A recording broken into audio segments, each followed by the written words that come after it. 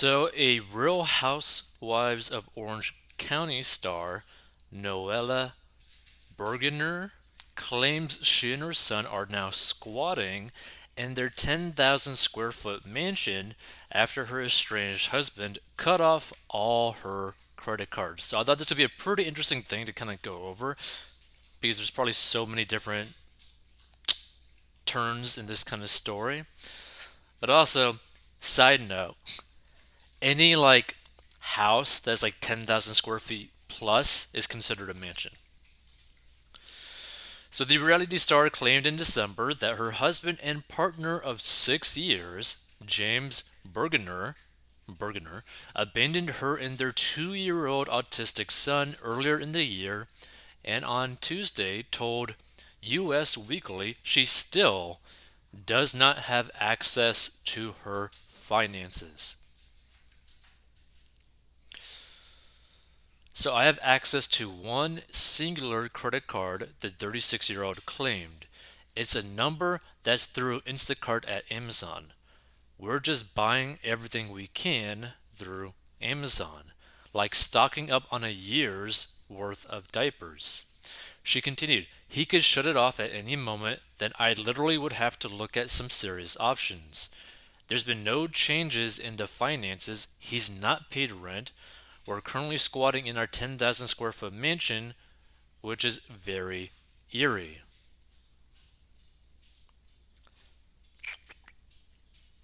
However, James claimed to the outlet on Wednesday that he has met all his legal obligations through the end of the lease. Specifically, as to the mansion, this should come as no surprise to Noella, as it was only leased for the filming of the RHOC and leased through November 2021, he said. The Bravo celebrity, who is currently promoting season 16 of RHOC, said she and James never discussed next steps amid their messy divorce proceedings. Now, here's the thing, right? This is just never a good sign. When anything is kind of like described as like a messy divorce proceeding, this probably costs a lot of money. There's probably a lot of issues involved in this, and I think probably everyone got screwed in this situation. Like, here's the thing: like, anytime you guys want to go and get a divorce, right? Which hopefully you never do, but if you do end up getting a divorce, make sure to try to do it as soon or like as quickly as possible.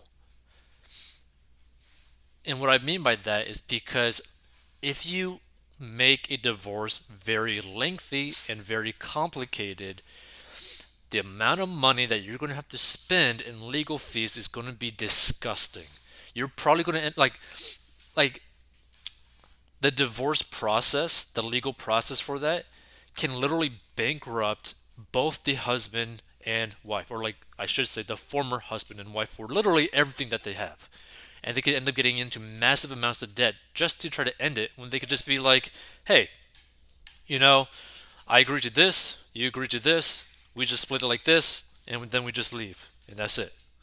Like, it's much better to like not make it so complicated. So on December 31st, Noella claimed that the estranged pair had reached an agreement in mediation in September, but that James has yet to sign the papers. I hate this, she told US Weekly. I've never gone my life without paying a bill, so to feel like I'm just constantly apologizing to our property manager, and they have been so amazing and very understanding. But I understand we have an obligation and that he's run from them is icky. Noella, who also shares a 7-year-old daughter named Coco from a previous marriage, says she's ready to provide for her family after the split. I don't want to ever be in this position ever again where I'm financially relying on any man. I learned a lot. And while she may be allegedly squatting in her mansion, she revealed this week that she's been dating someone new. It's just slow, it's very, very fresh, she said on the US Weekly Getting Real with the Housewives podcast. So who knows? At the end of the day, I have an amazing friend, but right now, we're friends who kiss. She added, he is one of those that just constantly checked in on me. Like the moment James left, just like, how are you? Did you need anything? Do the kids need anything? Like one of those. So what the guy probably is probably a guy who's always wanted to do something and has always just basically been waiting for his moment to strike, right? Now, obviously, that's like a little bit vulgar, but the thing to really understand, right? That's very questionable that a guy would just immediately just step into someone's life immediately after like a divorce. Like, that's kind of sketchy, right? So reps for Noella and James did not return. Page six's request for comment. Now, the thing to really understand about this situation, and you can learn a lot from this situation, right? When you get married to someone, it is a partnership, right? You need to join your finances, right?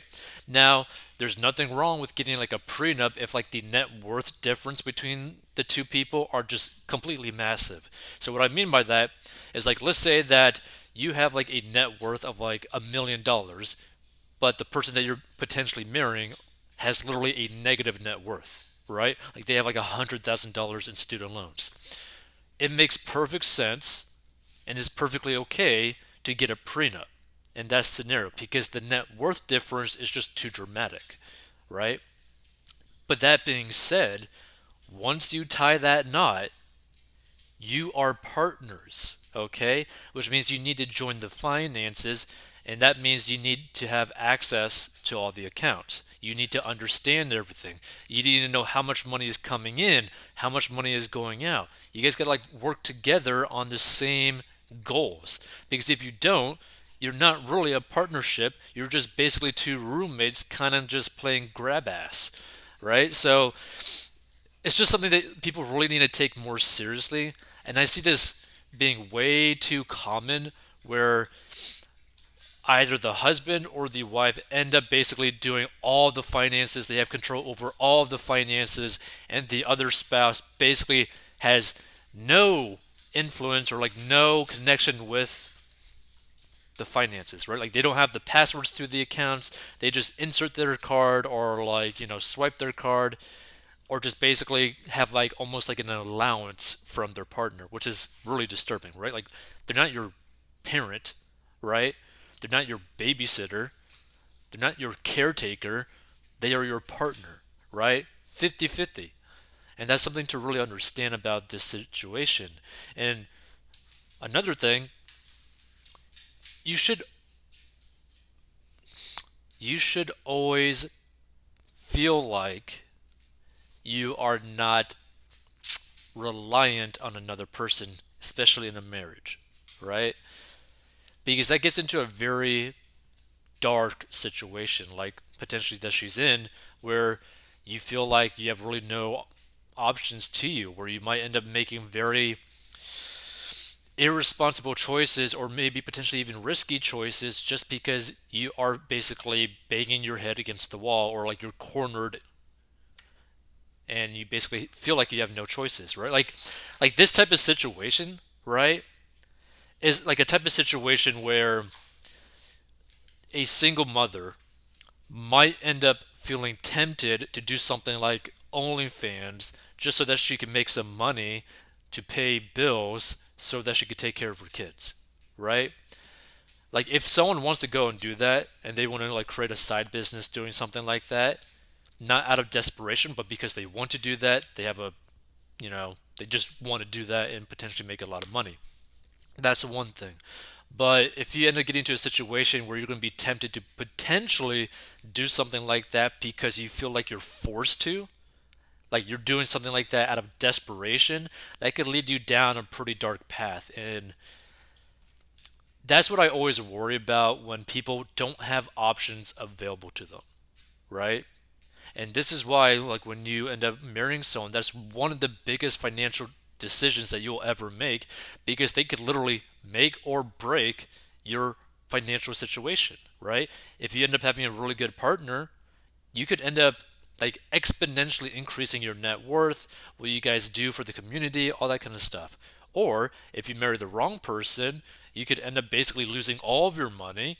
You could end up basically being homeless and basically just being completely screwed in every which way, right? So it's something to really think about. Is more of a bigger issue that people need to be way more aware of, because this is way too common simply because people don't treat marriage like a partnership, right?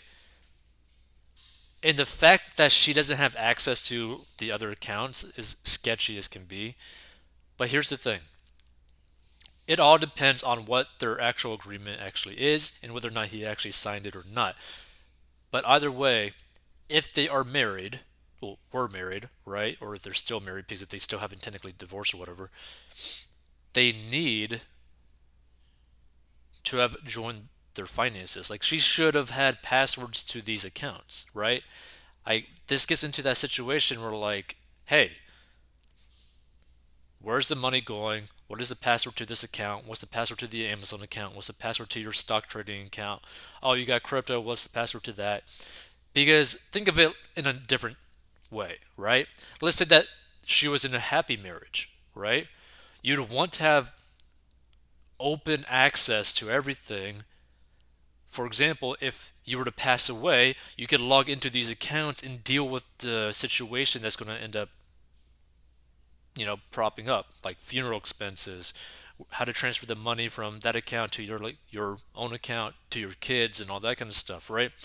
So it's way more important that when you're like married to someone, you end up joining your finances, you end up linking your accounts so that there is no secrets and you just are basically open with one another. Be like, hey, this is how much money is coming in, this is how much money coming out. Basically, like an open book. And not only that, it also goes further and also basically allows the two parties to not really ever feel potentially jealous or potentially like, oh, maybe my partner's cheating on me. Because if they have an open finances 100%, where they're completely honest with each other, they have access to each other's accounts, and they just link it, right? Then they can see whether or not they're kind of doing something sketchy, right? And it just builds up the trust. It builds up the strength of, their marriage. So it's just something to really think about. Maybe the guy is just a scumbag. I don't really know this whole situation. I don't really watch Real Housewives of Orange County. I haven't watched Real Housewives of anything in a very, very long time. Too much drama. But if you are more aware of this specific scenario, feel free to give your thoughts down below because I'm not too familiar with this situation. But I thought there'd be like pretty interesting commentary to be made because this deals with divorce, that deals with credit cards, this deals with so many different things. And also, I'm very worried for her in terms of the whole credit card thing because if she's not bringing in any money and she's just continuously putting more money on that credit card, that's going to get into a very dangerous situation. That could be a situation where she might end up having like $100,000 on a credit card that she's paying like 22% APR on or more. Like that gets into like a really disgusting scenario. And if she's not able to provide for herself, if she's not able to get money from potentially a scumbag husband, I don't know if he actually is or not, that's going to be a really big issue, right? Like that's going to be a very, very big issue. So you got to be very careful when you end up purchasing things on a credit card and you're not bringing in any money in. That gets into very, very deep waters that you might not be able to swim out of. If you want to learn how to get out of debt, 14bucks.com down in the description below. And I hope you end up doing well.